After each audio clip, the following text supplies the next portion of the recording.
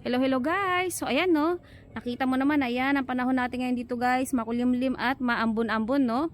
Yan, kaya ganito ang ating outfit ngayon guys. Yan, kuha tayo ng eggplant guys. Ayan, ang dami guys oh. Kasi sayang naman kung lalaki sila na sobra eh hindi na natin makakain. So ayan, kunin na natin at may gagawin tayong luto diyan guys. Napakaganda ng ating eggplant oh. Ayan oh, kita mo ang gaganda oh. Wow. At makikinis siya guys. Ayan. Kunin na natin 'yan.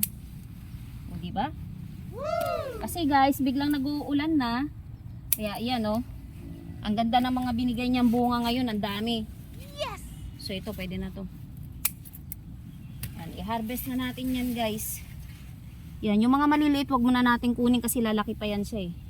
Yan, ingat lang tayo kasi maraming langgam dito no. Yan, ito kunin natin yan oh. Wow. Ang kagandahan dito guys, syempre pag sarili mong tanim yan no, manamis-namis yan. Yan, ang daming langgam oh. Sakit mangagat yung langgam.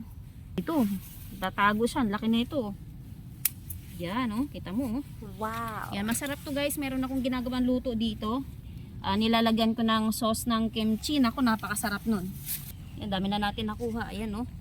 Marami siyang langgam, eh. Yan, oh. Laki na, oh.